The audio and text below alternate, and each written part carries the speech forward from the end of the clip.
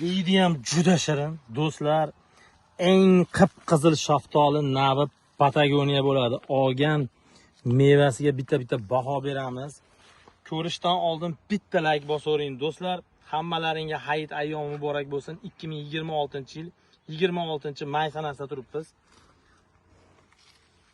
Upakovka va hayit ayyomiga musulmonlarimizga terilayotgan shaftolilarga baho berasizlar. Bu o'zimizning ichki bozor uchun va Toshkent Food City'si uchun alohida upakovkalik mevalari. Do'stlar, bu 4 litrli sistemada tayyorlangan va 2 yoshli shaftoli mana shu shoxida ko'p olgani uchun egilib ketgan va shu holatga tushgan. Joy tanlamaydi, mana juda ham toshli joylarda ham zo'r effekt beradi va zakli joylarda ham xuddi shunaqa natija olishlari mumkin bo'ladi. Olgan mevasiga baho bering, 2 yoshda qaysi shaftoli shunaqa ko'p oladi va rangdori qanchalik.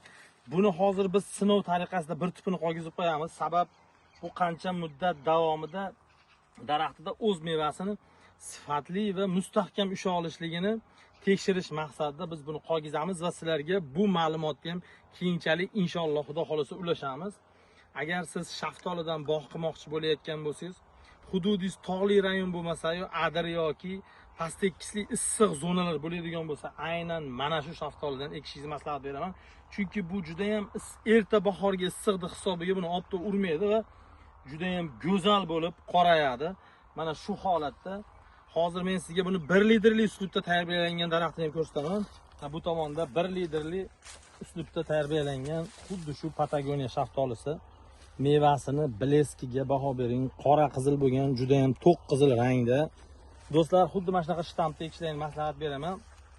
1 litrli sistemada shaftolidan bog' qilmoqchi bo'lsangiz, albatta buni 4 ga 1 yoki 5 ga 1 sxemada ekishingizni maslahat beraman. Agar 4 ga 1 sxemada ekadigan bo'lsangiz, gektariga 2,5 ming dona ketadi va bu 2-3-yilgi natijalar 5 kilodan 10 kilogacha bo'ladi. Agar siz 10 kilolik natijaga erishadigan bo'lsangiz, 2,5 mingta daraxtingiz 25 tonna 1 kilo 1 gektar yerdan meva olishingiz mumkin bo'ladi. Hozirgi kunda buni 35 ming so'mdan sotyapmiz. Agar siz uni narxi tushib ketgan joyda yoki do'ng ko'tarasiga 20 ming so'mdan sotganingizda ham 25 tonna mevangiz 500 million so'm sizga daromad beradi va bu daromad 2 va 3-yillarda tashkil qiladi. Har yiliga 500 million va 500 milliondan oshiq daromad beradigan meva turlaridan biri bu shaftoli Patagoniya bo'ladi. Do'stlar, bizda buni qanday sxemalarda, qayerlarga, qanaqa holatda ekish haqida to'liq rejalari yozilgan.